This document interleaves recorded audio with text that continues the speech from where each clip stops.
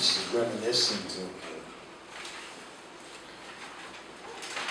last year, August, we went to Istanbul, Turkey, for their Bible Institute, which meets for an entire month, every day.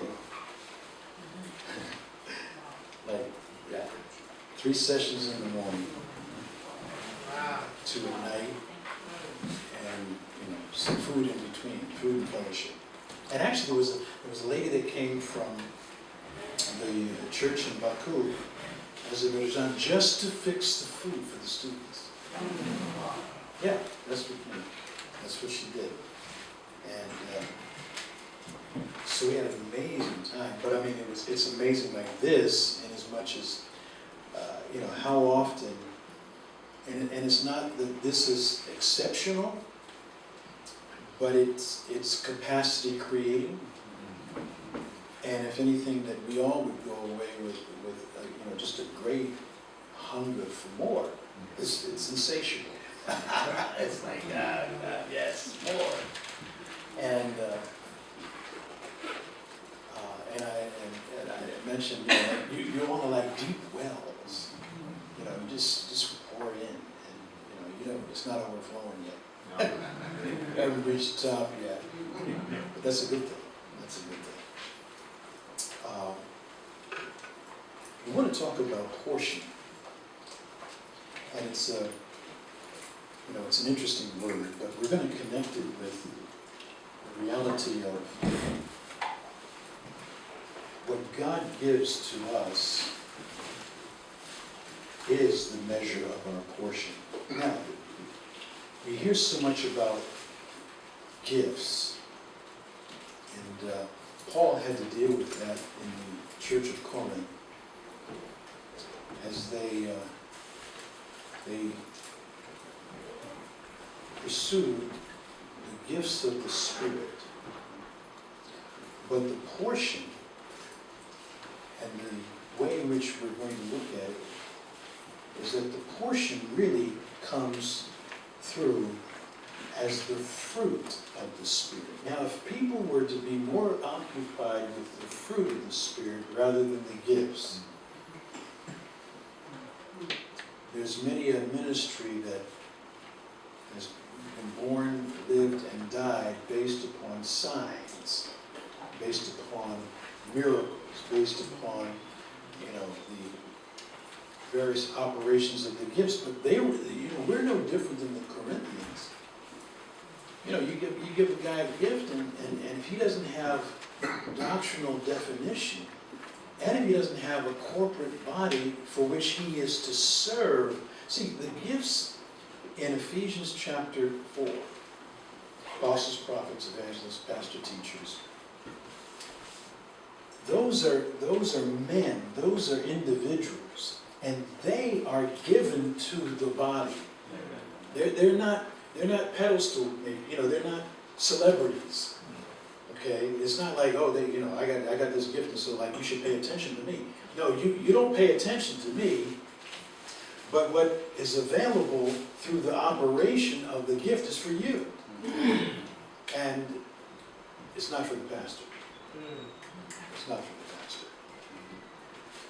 But fruit. And in Matthew 7:18 and 21, by their fruit you will know them. This is the measurement that God is interested in. It's the fruit of the Holy Spirit. Because that's the only thing that will remain. So, turn, if you would please, to Joshua chapter 17. This is such a good portion. Joshua chapter 17. And this is the time by which Israel has been brought into the promised land. And now they are being given portions of land, territory, tribe by tribe by tribe, as their inheritance. This is what they had coming for them. God gave them the land, and now they're beginning to occupy it. And so they're portioning out, Joshua's portioning out the land by tribe. And we pick this up in verse 14 of Joshua chapter 17. It says, "And the children of Joseph spoke unto Joshua, saying, Why have you given me but one lot and one portion to inherit, seeing I am a great people, for as much as the Lord hath blessed me hitherto?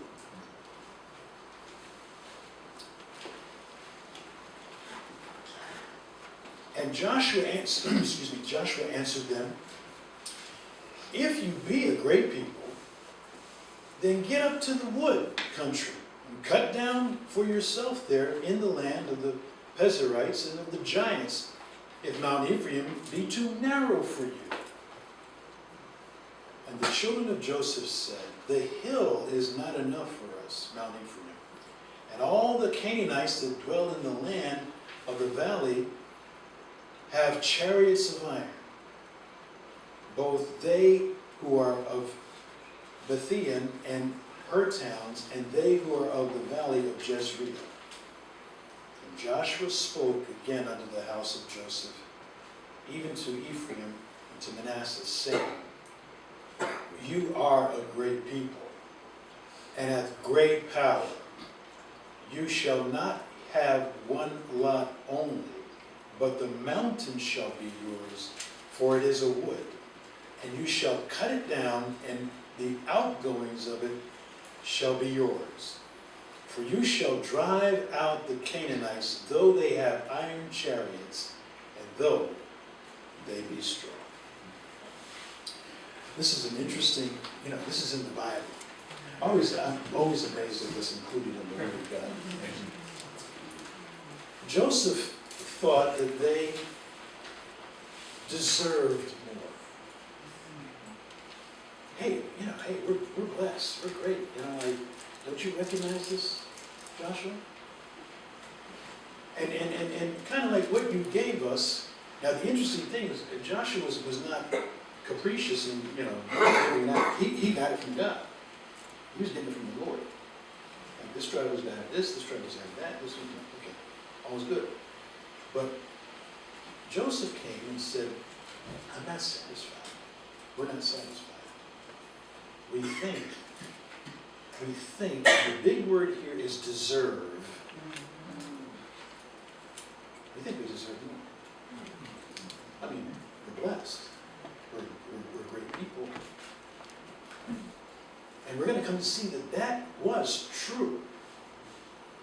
But that is never the basis of one's ministry or one's portion or one's authority. And I want you to think this through.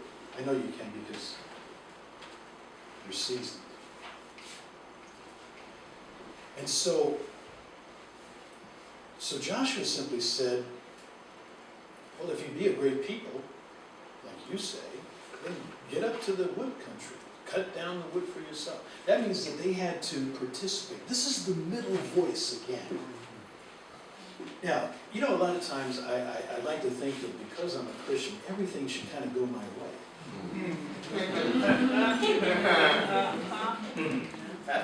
Like I'm blessed. God's going to bless me, and it's going this way, and a sharp left. Because why? I've attached this D to the equation.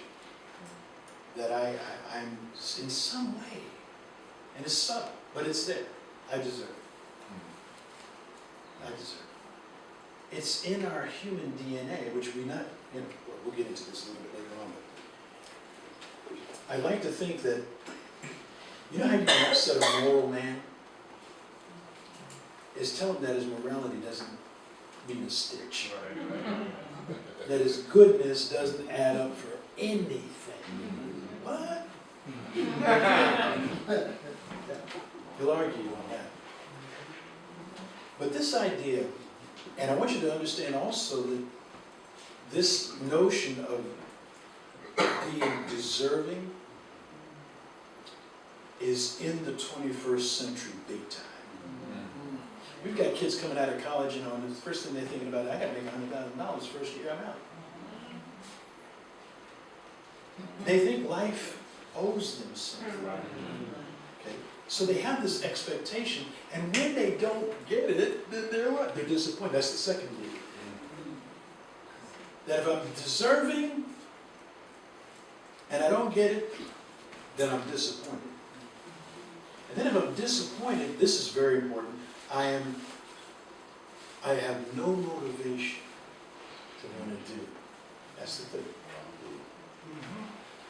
So, you know, pull up the couch, get the remote, you know, chill. Remember this one fellow,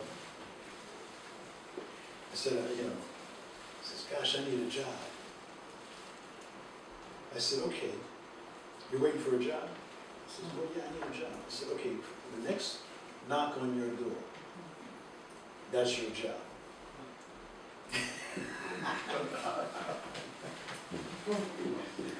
And shortly thereafter, a knock came to the door.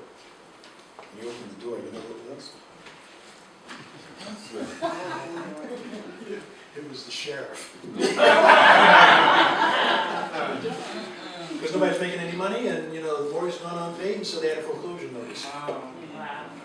Reality hit. I mean, you know, waiting around, you know, that job, that's a little, you know, like, I got some education. You understand? Here's something I find that's interesting, when it has to do with people now, or sometimes in situations. You know, you see something that needs to be done. You know how it comes up, you know. Somebody needs to put the tablecloths out on the table.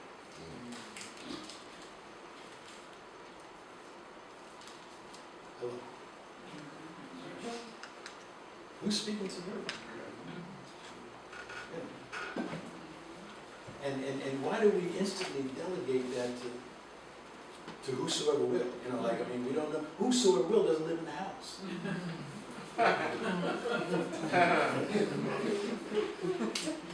And this is something, you know, think of this, the Apostle Paul, 5-star general in God's army. I mean, the man wrote 2/3 of the New Testament.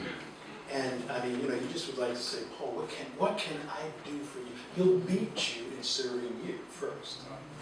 That was his hard attitude.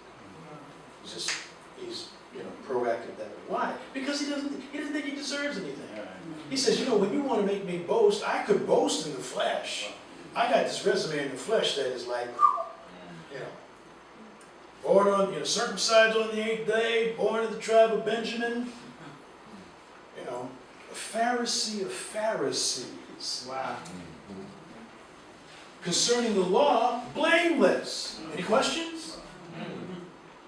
But what? But I met someone that's greater than that, and I'm in fellowship with that, and I'm humbled by that. The fact that I could know this Christ who gave himself for me, Galatians 2:20, I could understand now why I can give myself for others without being, you know, without condition. I have a portion, you have a portion. So look at how this rolls. So Joseph just says, well, you know, there's a problem with that hill country. Those guys up there, they got chariots of iron. Difficult. And isn't it interesting, you know, when we want something, we don't see any of the problems with that. But when we have to do something, we say, well, wait a minute.